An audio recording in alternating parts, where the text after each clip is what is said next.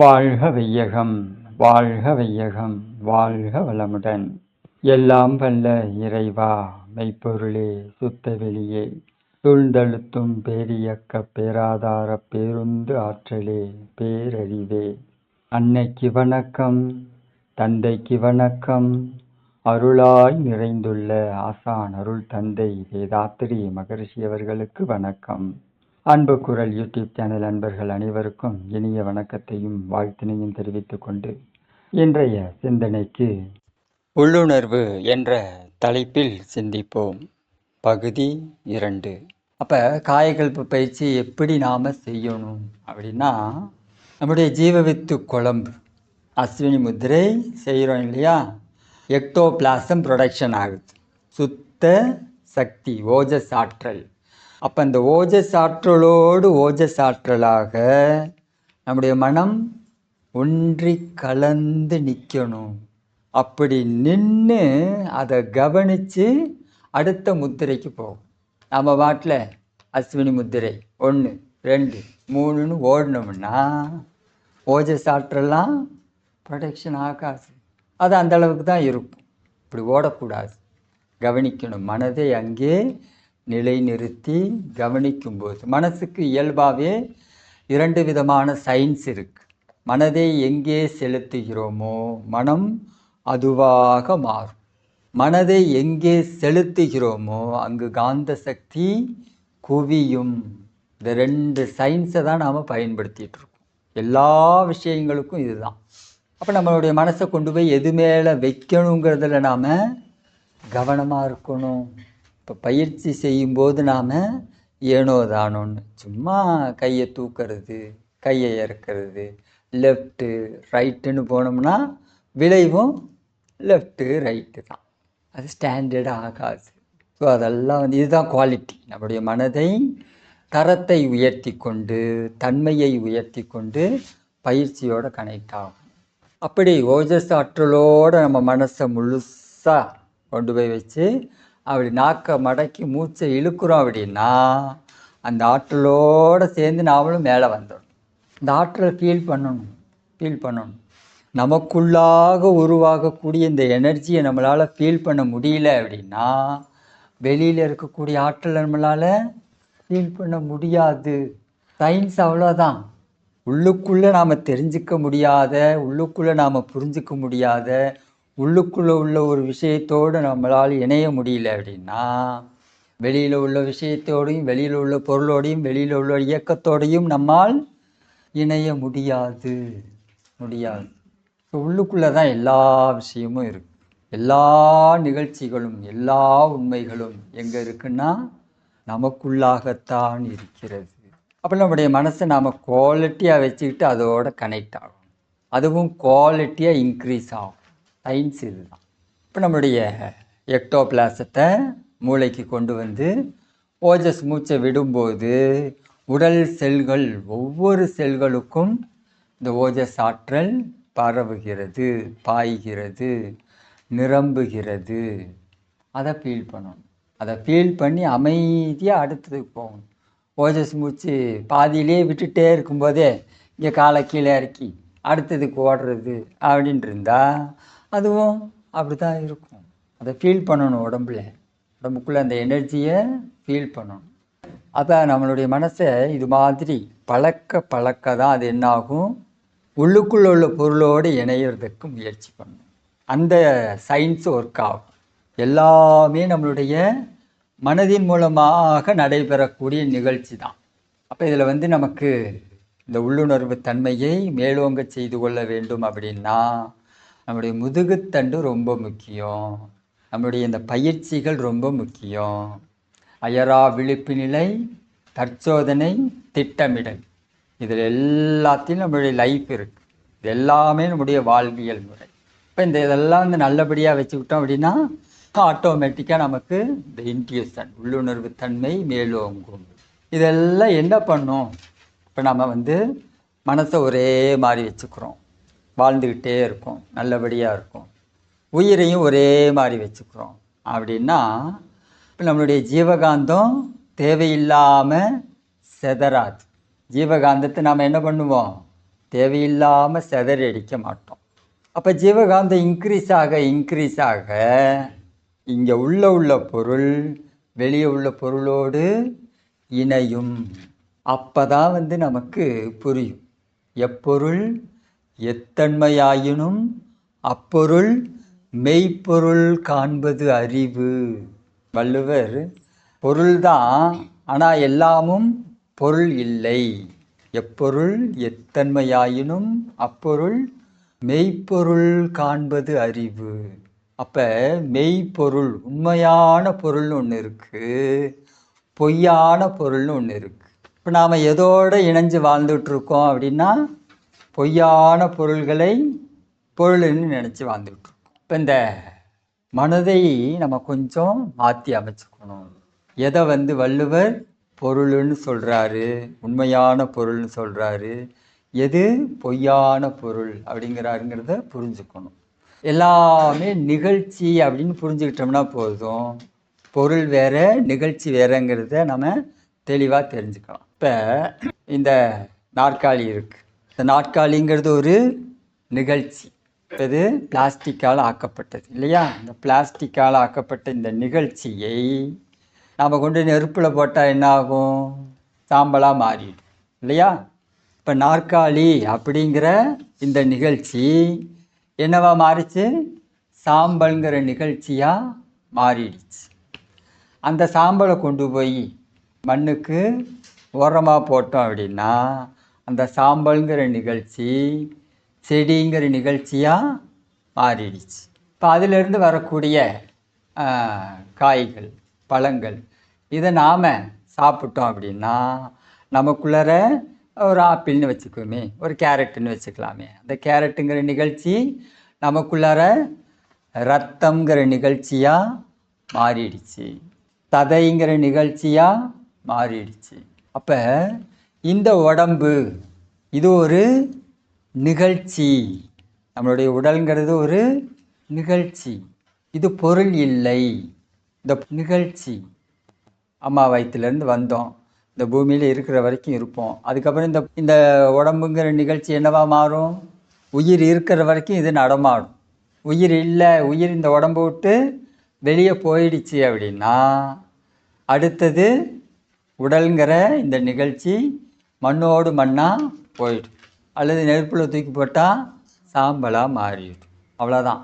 இந்த உடம்பு சாம்பல்ங்கிற நிகழ்ச்சியாகவும் மண்ணுங்கிற நிகழ்ச்சியாகவும் மாறிடுச்சு. இப்போ எல்லாமே எது? நிகழ்ச்சி தான்.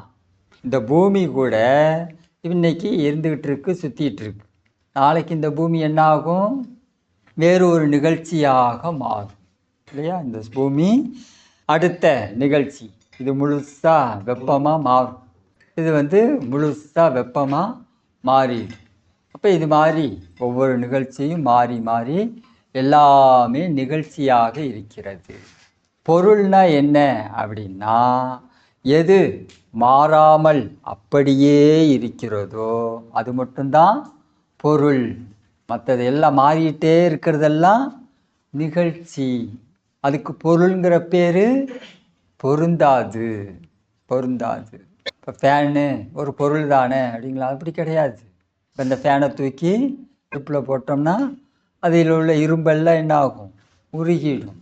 அப்போ எது பொருள் எது பொருள் இல்லை அப்படின்னா எது ஒன்று மாறாமல் அப்படியே இருக்கிறதோ அது பொருள்.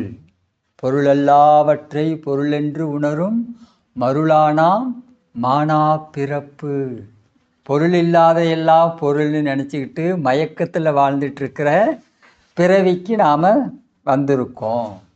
அப்போ இந்த நிகழ்ச்சியோடு நானும் ஒரு நிகழ்ச்சியாக இருக்கிறேன் அப்படிங்கிற விஷயத்தை புரிஞ்சுக்கிட்டோம் அப்படின்னா இந்த தான் தனதுங்கிற பொருள் பற்றும் அதிகாரப்பற்றும் நமக்கு வராது.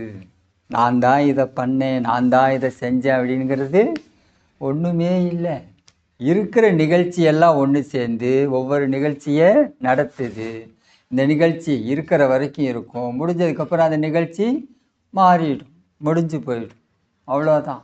இப்போ இது எல்லாத்தையும் நாம் என்ன பண்ணணும்? இதை தான் மகரிஷி தற்சோதனை பண்ணுங்கிற இதெல்லாம் தான் நமக்குள்ளாக உள்ள உயிரோடு நம்மை இணைய விடாமல் தடுத்து கொண்டிருக்கக்கூடிய விஷயங்கள். இதுதான் தடுக்கு. நிகழ்ச்சிகள் தான் வந்து எல்லா இடத்துலையும் நடந்துகிட்ருக்கு. நிகழ்ச்சியை தவிர வேறு ஒன்றுமே கிடையாது. இப்போ மாறாதது எதுவோ அது மட்டும்தான் பொருள்.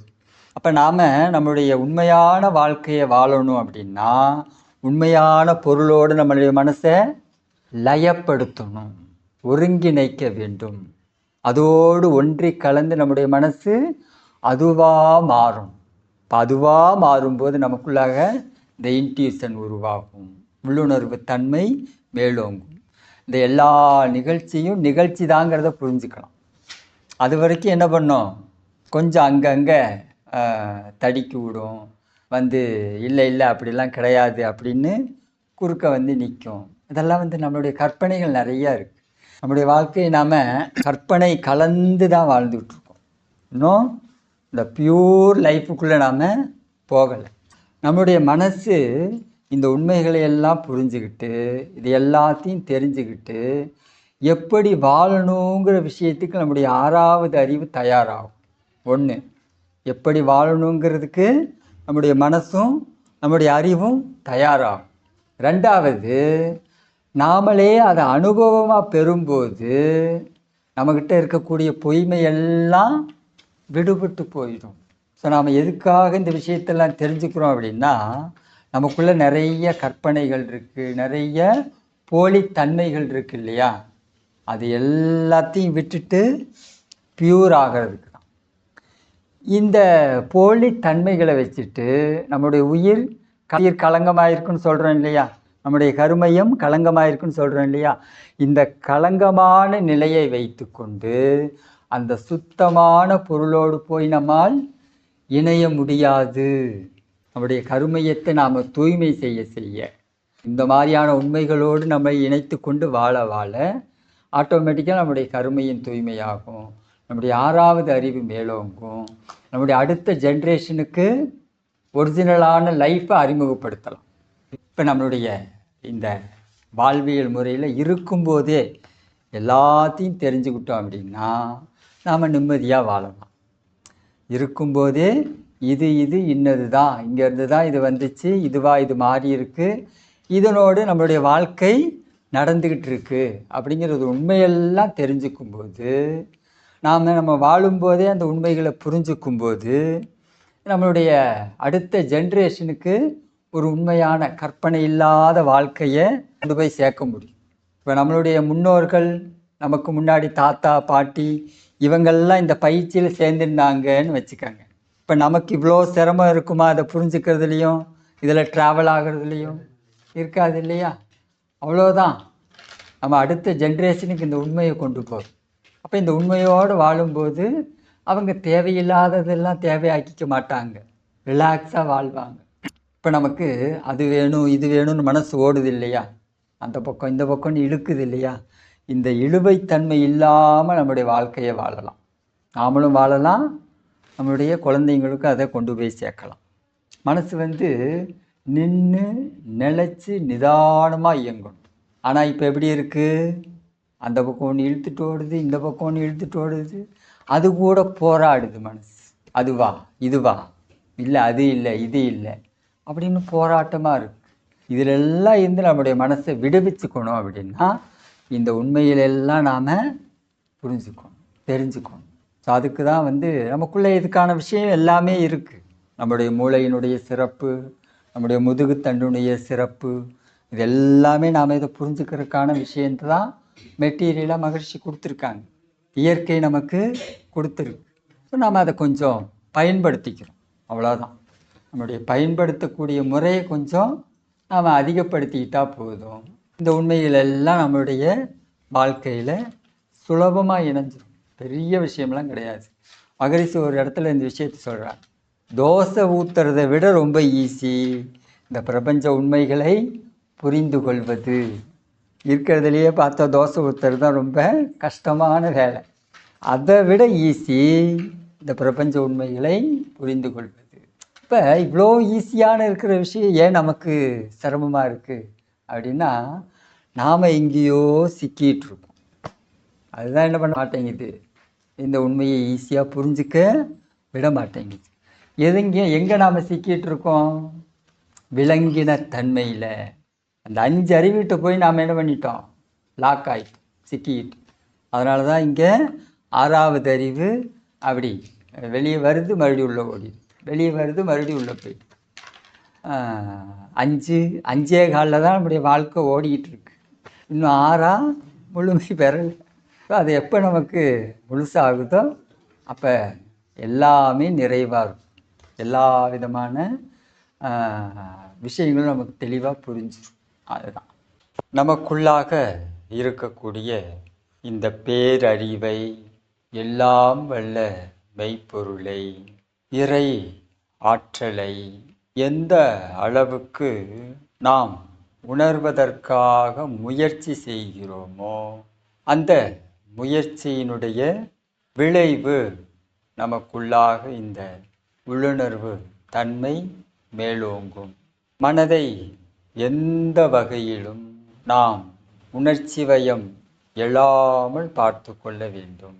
மனம் ஒரே நிலையில் சீராக இயங்கக்கூடிய, அந்த நிலையிலேயே வாழக்கூடிய அந்த சிறப்பான வாழ்வியலை நாம் நிறைவாக ஏற்று வாழ வேண்டும். அது ஏற்றுக்கொள்வது தான். இது மாதிரி தான் நான் என்னுடைய மனதை, நான் என்னுடைய உடலை, நான் என்னுடைய உயிரை பயன்படுத்துவேன் அப்படின்னு நாம ஏற்றுக்கொள்ள வேண்டும். மகரிஷி சொல்ற மாதிரி நாம விரும்பி நல்ல சிந்தனைகளை, நல்ல செயல்களில் நம்மை ஆர்வத்தோடு ஈடுபடுத்தி கொள்ள வேண்டும். நல்ல சிந்தனைகளோடும் நல்ல செயல்களோடும் நாம விரும்பி ஆர்வத்தோடு, வைரத்தோடு, மன நிறைவோடு ஈடுபடுத்தி கொள்ள வேண்டும். இப்படியெல்லாம் செய்யும்போது பற்றற்ற நிலையிலிருந்து இதெல்லாம் செய்யும். எதிலையாவது ஒரு சிறிய பற்று ஏறிச்சுன்னாலும் அதனுடைய தன்மை, தரம் மாறிவிடும். ஆர்வத்தோட, விருப்பத்தோட, வைராக்கியத்தோட இந்த மனதை, உயிரை, எல்லாம் வல்ல பேரறிவை நாம் எண்ணும் போதும், அவைகளை பயன்படுத்தும் போதும் எந்த வகையிலும் பற்று இருக்கக்கூடாது. பற்று இல்லாமல் பார்த்துக்கும். இந்த மனதினுடைய தன்மையை எந்த வகையிலையும் பிறழ விடக்கூடாது. மனப்பிறழ்வு எழாமல் பார்த்து கொள்ள வேண்டும். ரொம்ப கவனம் தேவை. மனப்பிறழ்வு உண்டாச்சு அப்படின்னா நம்மளுடைய காரியத்தில், நம்முடைய செயல்களில் ஒரு சீர்மை இருக்காது. மனப்பிறழ்வு ஏற்படாமல் நம்முடைய வாழ்க்கையை அந்த உள்ளுணர்வு தன்மையை நோக்கி, பேரறிவினுடைய உண்மையான இயக்கத்தை நோக்கி நகர்த்தி கொள்ள வேண்டும். நாம் சில வினைகளை தொடர்ந்து செல்ல வேண்டும். நம்மை சில வினைகள் தொடர்ந்து வரும். நாம் எது மாதிரியான வினைகளை தொடர்ந்து போகணும் அப்படின்னா, மகரிஷி கொடுத்த சிந்தனைகள், மகரிஷி கொடுத்த பயிற்சி முறைகள், ஞானிகள், சித்தர்கள், மகான்கள், இவர்களுடைய வினைகளை நாம் ஃபாலோ பண்ணணும், தொடர்ந்து செல்லணும். நம்மை சில வினைகள் தொடரும். அது எது தொடரும் அப்படின்னா, நமக்குள்ளாக இருக்கிற விலங்கினத்தன்மை. இப்போ நாம் எந்த ஒரு தவத்தையும் ஆழ்ந்து உள்ளுணர்வாக உள்ளொடுங்கி அதுவாக மாறி தவத்தை செய்யும்போது, தவத்தில் நம்மை ஈடுபடுத்தி கொள்ளும்போது நமக்குள்ளாக இருக்கக்கூடிய அந்த விலங்கின தன்மைகள் மொத்தமாக எல்லாம் டோட்டலாக வெளியே வராது.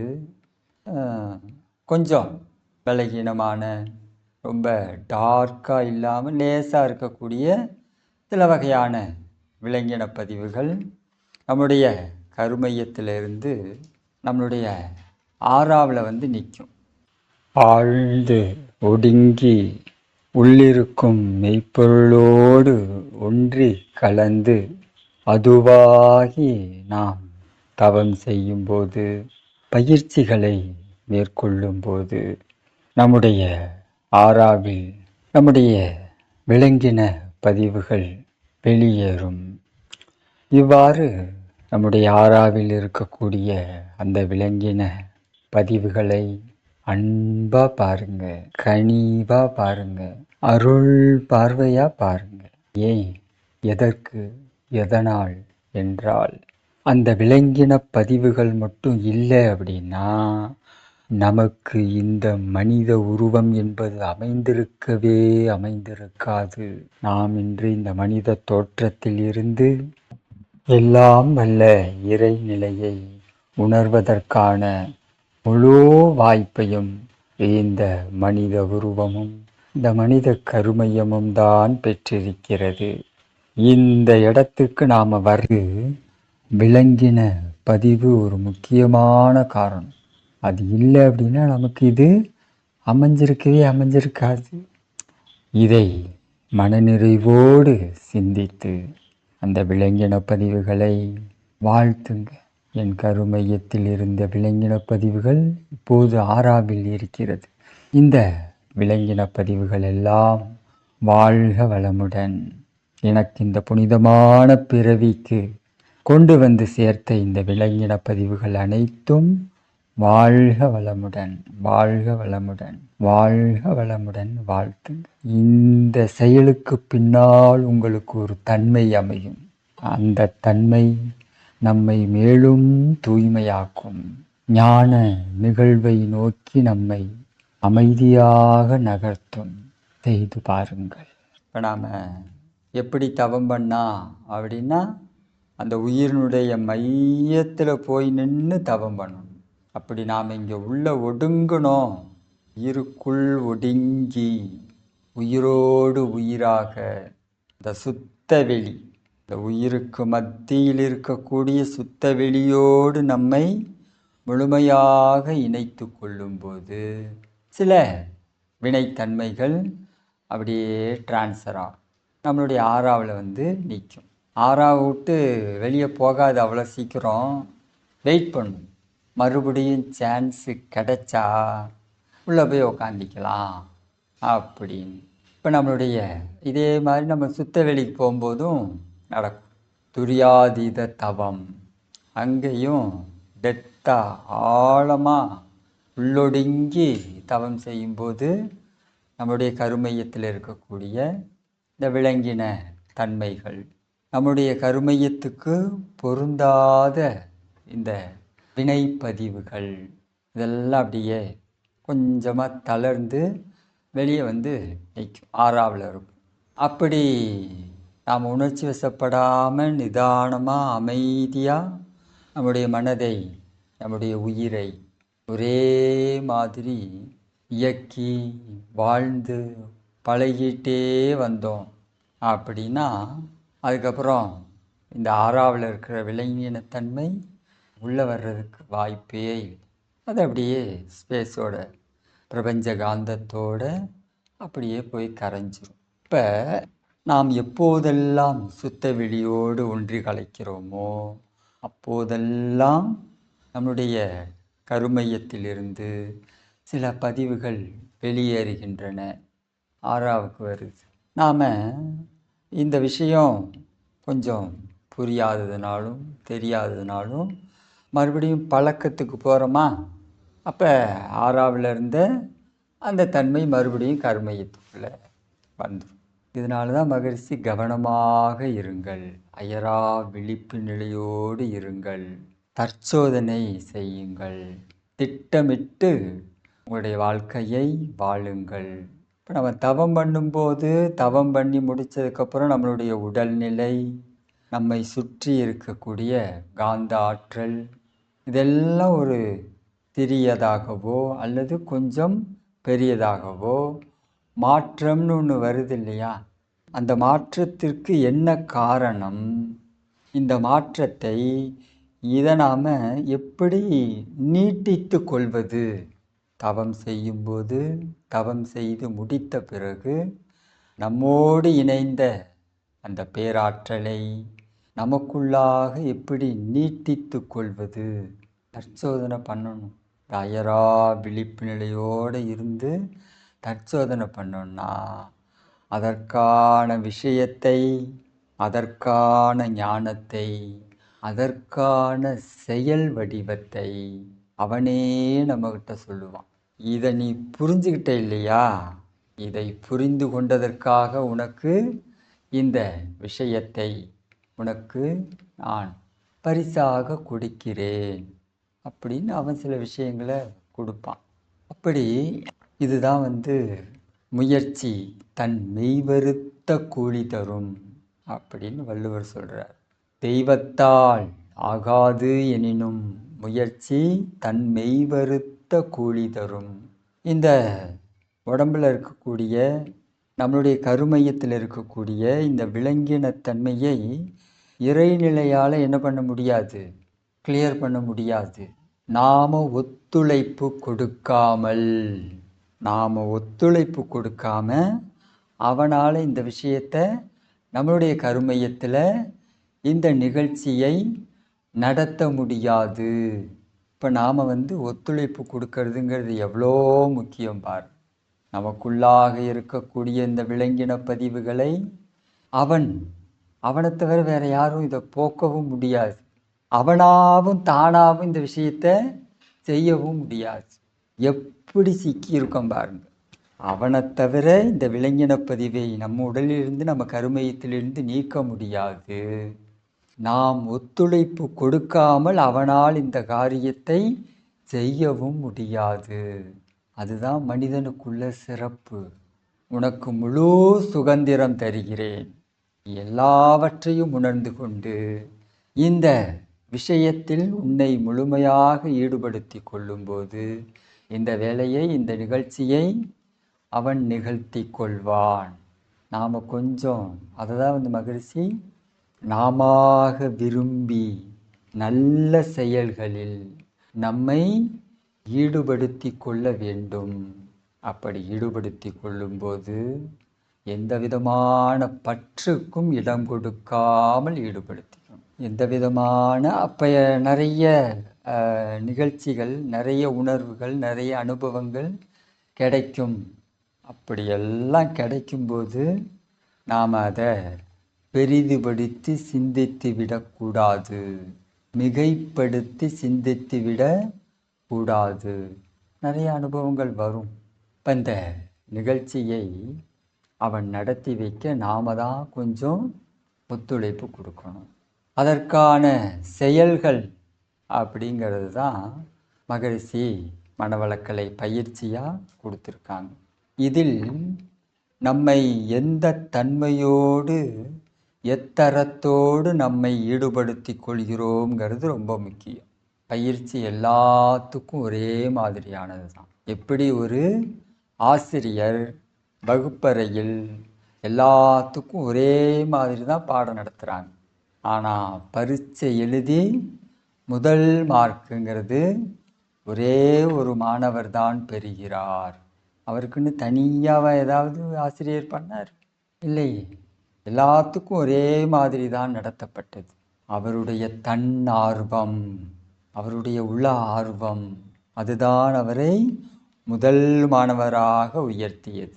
இதே மாதிரி தான் மகரிஷி நமக்கு கொடுத்துருக்க பயிற்சி எல்லாத்துக்கும் ஒரே மாதிரி தான். இந்த பயிற்சியில் நம்மை எந்தன்மையோடும் எத்தரத்தோடு இணைத்து கொள்கிறோமோ அதற்கு தகுந்தவாறு விளைவுகள் வேறுபடுகிறது, மாறுபடுகிறது. நமக்குள்ளாக இருக்கும் அந்த பேரறிவோடு நம்மை நிறைவாக இணைத்து கொள்ள பல விஷயங்கள் நமக்கு புரிய வரும். அதில் இதுவும் ஒன்று.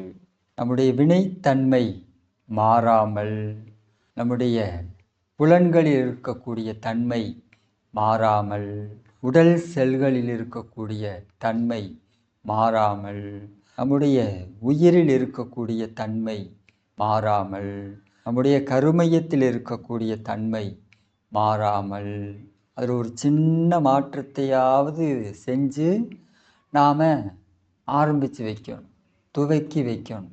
அது நாள் தவறாமல் கொஞ்சம் கொஞ்சமாக டெவலப் ஆகும். இது ஏதோ இன்னாருக்கு மட்டும்தான் அப்படிங்கிறது இல்லை. இறைநிலையை எவரெனினும் முயற்சி செய்தால் பெறலாம்.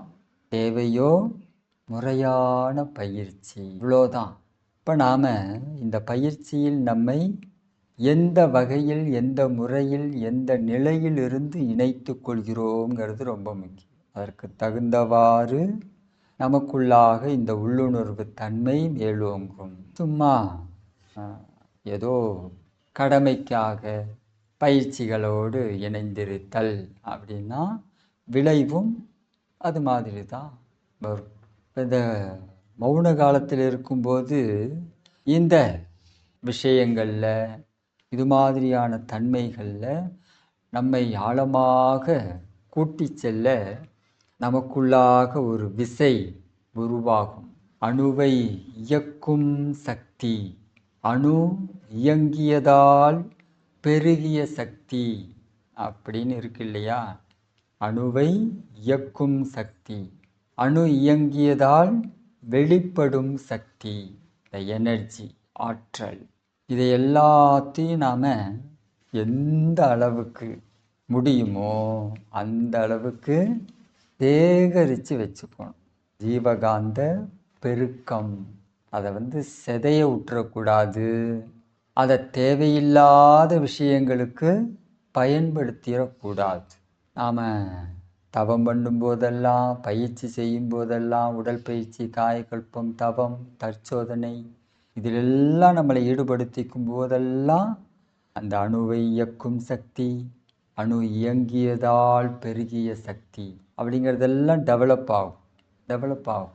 ஆனால் அதை நாம் அடுத்து என்ன பண்ணுறோம், அதை வைத்து கொண்டு நாம் என்ன செய்கிறோங்கிறது தான் ரொம்ப முக்கியம். பழக்கத்திலேயே அதை நாம் ரெடியூஸ் பண்ணி விட்டுட்டோமா, அல்லது பெருசாக அதை பற்றி எந்த ஒரு இதுவும் இல்லாமல், சிந்தனையும் இல்லாமல் அதை புலன்கள் வழியாகவே செலவாக்கிட்டோமா?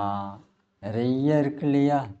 பழக்கத்தின் வழியாக நம்முடைய செயல்களை விட்டு விடுவது, இந்த ஆற்றலை செலவழித்து விடுவது, புலன்கள் வழியாக உணர்ச்சி வயப்பட்டு இது மாதிரியெல்லாம் நம்ம செலவு பண்ணோம்னா மறுபடியும் இது டெவலப் ஆகுது, செலவாகுது. இதுக்கே காலம் போச்சுன்னா எப்போதான் நம்மளை நாம் உணர்றது? நம்மை நாம் உணர்ந்து கொள்வதற்கான எல்லா விஷயத்தையும் மகரிஷி நமக்கு பேலன்ஸ் இல்லாமல் கொடுத்துட்டாங்க. இதுக்கு மேலே வேறு ஒரு பயிற்சியோ வேறு ஒரு செயல்பாடுகளோ தேவையே இல்லை. இப்போ இந்த பயிற்சியை நாம் எது மாதிரி பயன்படுத்தி கொண்டு எது மாதிரி பயன் காண வேண்டும் அப்படிங்கிறது நம்மிடம்தான் இருக்கிறது. நமக்கு ஒரு ஆர்வம் வேணும். சாதாரணமாக அழுத குழந்தைக்கு தான் பால் கிடைக்கும்னு ஒரு விஷயம் இருக்கு இல்லையா? அதுதான் இயற்கையினுடைய அமைப்பு. இப்போ யார் தன்னை உணர தயாராகி கொண்டிருக்கிறார், அதுக்கு இறைவன் என்ன செய்யணுமோ அதை தெளிவாக செய்வோம். நம்முடைய முயற்சி ரொம்ப முக்கியம். அந்த முயற்சியை எந்த வகையிலையும் தன்முனைப்பு ஏறாமல் பார்த்துக்கணும். தான் தனது அப்படிங்கிற பொருள் பற்றும் அதிகாரப்பற்றும் இல்லாமல் பார்த்துக்கணும். இப்போ இது மாதிரி நாம் முயற்சி செய்யும்போது நிச்சயமாக நம்முடைய உயிரை, எல்லாம் வல்ல இறைநிலையை, நமக்குள் இருந்து தங்கி இயங்கும் அந்த பேரறிவை ஒரு சிறந்த இயக்கமாக நமக்குள் அனுபவமாக உணர முடியும். அனுபவம்தான். கவிஞர் ஒரு கவிதையில் சொன்ன மாதிரி, இறப்பு என்பது யாதென கேட்டேன், இறந்து பாரென இறைவன் பணித்தான். துன்பம் என்பது யாரென கேட்டேன், துன்பப்பட்டு பாரென இறைவன் பணித்தான். ஒவ்வொன்றா என்ன என்னன்னு கேட்டாலும் அதை நீயே செஞ்சு பார்த்துக்க சொன்னோடனே கடைசியில் கவிஞருக்கு டென்ஷன் ஆகிட்டார் மனுஷன்.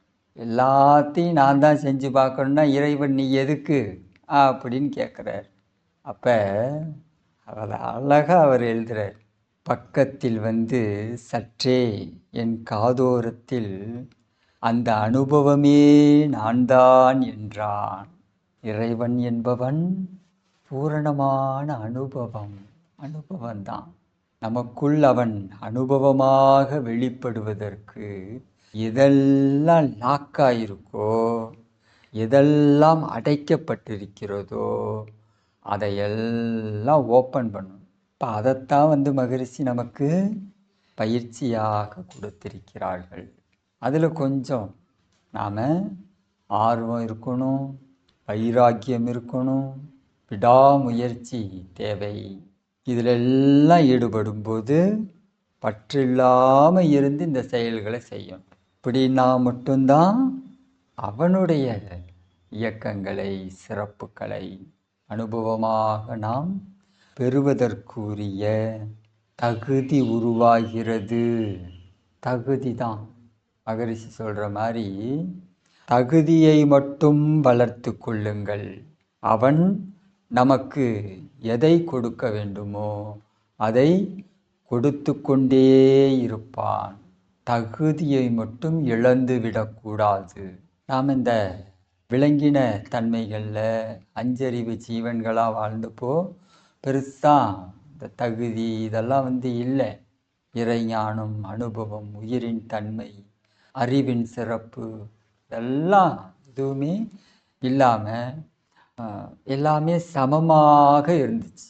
அஞ்சறிவு ஜீவன் வரைக்கும் எல்லாம் ஒன்றுக்குள்ளே ஒன்றா ஒரே லெவலில் சமமாக இருந்தது. எப்போது இந்த மனித கருமையம்னு ஒன்று உருவாச்சோ அப்போ இது எல்லாம் தனித்தனியாக பிரிந்து மனிதனுக்குள் முழுமையான அனுபவமாக மாற துவங்கியது. இதுதான் 6வது அறிவு. அதுதான் நமக்குள்ளாக இருக்கும் உள்ளுணர்வு தன்மை. தனித்தனியாயிருந்த விஷயங்கள் எல்லாம் மனிதனுக்குள் முழுமையான அனுபவமாவதற்காக உருவான ஒரு கருமையம்தான் மனித கருமையம். இதற்கு உற்ற துணையாக வந்தது தான் மனிதனுடைய மூளை. மனிதனுடைய மூளையினுடைய சிறப்பு இந்த பிரபஞ்சத்தில் வேற எதுக்குமே கிடையாது. அவ்வளவு சிறப்பு மிக்கது மனிதனுடைய மூளை. இந்த மூளையை நாம் நல்ல முறையில் நல்ல விஷயங்களை கொண்டு போய் வைக்கணும். நாம் எதை பார்த்தாலும் எதை செஞ்சாலும் மூளையில் பதிவாகுது, கருமையத்தில் பதிவாகுது, ஜீவகாந்தத்தில் பதிவாகுது, உயிர் துகள்களில் பதிவாகுது, பிரபஞ்ச வான்காந்தத்தில் பதிவாகிறது. இப்போ நம்மளுடைய உயிரினுடைய தன்மை, மூளையினுடைய தன்மை, கருமையத்தினுடைய தன்மை இதெல்லாம் யார் குவாலிட்டியாக மெயின்டைன் பண்ணணும்? நாம் தானே. நாம் கொண்டு போய் வைக்கிற பொருள் நல்லா இருந்ததுன்னா குவாலிட்டி ஆட்டோமேட்டிக்காக இன்க்ரீஸ் ஆகும். நாம் கொண்டு போய் வைக்கிற பொருள், நாம் கொண்டு போய் பதிவு பண்ணுற விஷயம் தரம் குறைந்ததாக, தன்மை குறைந்ததாக இருந்தால் அப்போ மூளையினுடைய தன்மையும், கருமையத்தின் தன்மையும், உயிரினுடைய தன்மையும், ஜீவகாந்தத்தினுடைய தன்மையும், வான்காந்தத்தினுடைய தன்மையும் அப்படித்தான் இருக்கும். நாம் அதில் கவனமாக இருக்கணும். மகரிஷி இந்த பயிற்சியை கொடுத்ததுக்கு காரணமே அயரா விழிப்பு நிலையோடு திட்டமிட்டு கொண்டு இந்த பதிவுகளை அறிவு சார்ந்த பதிவுகளாக வைத்து கொள்ளுங்கள். ஞானம் சார்ந்த பதிவுகளை அதிகரித்து கொள்ளுங்கள். எந்த வகையிலையும் நம்முடைய மனதின் தன்மை, உயிரின் தன்மை, கருமையத்தினுடைய தன்மை நிலை குலைந்து விடக்கூடாது. அயரா விழிப்பு நிலை, அதுதான் மனவளக்கலை பயிற்சியினுடைய விளைவு. அந்த விளைவை நோக்கித்தான் நாம் நகர்ந்து கொண்டே இருக்கிறோம். இது இயற்கையினுடைய அமைப்பில் நம்மோடு நின்றுவிடப் போவதும் இல்லை. இதை நம்முடைய சந்ததியர்களுக்கு நாம் உண்மையான சொத்தாக அப்படியே டிரான்ஸ்ஃபர் பண்ண போகிறோம். நம்முடைய சந்ததியர்களுக்கு உண்மையிலேயே நாம் சேர்த்து வைக்கிற சொத்து இதுதான். இறை ஞான அனுபவ பதிவுகள். இது அவங்களுக்குள்ளாக அவங்க இந்த மனவளக்கலை பயிற்சியில் வரும்போது அவங்களை இன்னும் சிறப்பான நிலைகளில் மாற்றங்களை உருவாக்கும். அத்தகைய சிறப்புமிக்க பயிற்சியை நாம் செய்து கொண்டிருக்கிறோம். மன நிறைவோட பயிற்சியை செய்யணும். உயிர்ப்பு தன்மையோட பயிற்சியை செய்யணும். தவம் முடிஞ்சு போச்சுங்கிறக்காக தவத்திலிருந்து வெளியே ஓடி வந்துடக்கூடாது. நீட்டித்து கொள்ள வேண்டும். தவ உணர்வை, அந்த தவத்தினுடைய தன்மையை எவ்வளோ நேரம் நம்மளால் நீட்டித்து கொள்ள முடியுமோ அவ்வளோ நேரம் நீட்டித்து கொள்ள வேண்டும். முயற்சி பண்ணாதான் அது சாத்தியம். முயற்சி பண்ணலைன்னா இந்த பக்கம் வந்தது அந்த பக்கம் போயிடும். இதைத்தான் வள்ளுவரும் சொன்னார். முயற்சி தன் மெய்வருத்த கூலி தரும். நீ முயற்சி பண்ணு. தெய்வத்தினாலேயே முடியலன்னா கூட உன்னுடைய முயற்சிக்கு தகுந்த விளைவு வந்தே தீரும். அவனால் இந்த விஷயத்த பண்ணி வைக்க முடியுமான்னா நாம் முயற்சி பண்ணால் அவன் நமக்கு ஹெல்ப் பண்ணுவான். அவ்வளோதான் அவனால் முடியும். நாம் முயற்சியே பண்ணலைன்னா அவன் நம்மளை தூண்டுவான். இதை செய், இதை பண்ணு, இப்படி இரு அப்படின்னு. முயற்சி பண்ணிட்டோம் அப்படின்னா அவன் அதை அப்படியே டெவலப் பண்ணிக்குவான். அவனை கொஞ்சம் பயன்படுத்திக்கங்க. அவன் பாருங்க சும்மா சூழ்ந்தழுத்திக்கிட்டு இதே தான் வேலை. சும்மா எல்லாத்தையும் சூழ்ந்தழுத்திக்கிட்டே இருக்கிறது தான் வேலை. வேறு வேலை என்ன இருக்குது அவனுக்கு? பயன்படுத்திக்கங்க. நல்ல முறையில் பயன்படுத்திக்கிட்டா மீண்டும் அவன் நமக்கு பயன்படுவான். அவனாக நமக்குள் பயன்படுவான். பேசும்போது கொஞ்சம் ஈஸியாக தான் இருக்கும். ஆனால் நடைமுறையில் செயல்படுத்தும்போது கொஞ்சம் சிக்கல்களும் இடர்பாடுகளும் இருக்கத்தான் செய்யும். இருக்கும். அதெல்லாம் இல்லாமல்லாம் இருக்காது. முயற்சி பண்ணணும். மகரிஷியினுடைய இவ்வளவு சிறப்பான பயிற்சியை வச்சுக்கிட்டு நம்ம முயற்சி பண்ணாமல் விட்டுட்டோம் அப்படின்னா அது பிழையாக போயிடும். முயற்சியை நடக்கிறது நல்லதாகவே நடக்கும். எப்படியெல்லாம் நம்மளுடைய உள்ளுணர்வு தன்மையை டெவலப் பண்ணிக்கலாம், அதற்கான விஷயத்தை மகரிஷி எது மாதிரியெல்லாம் கொடுத்துருக்காங்க அதை தற்சோதனை பண்ணணும். வாழ்க வளமுடன்.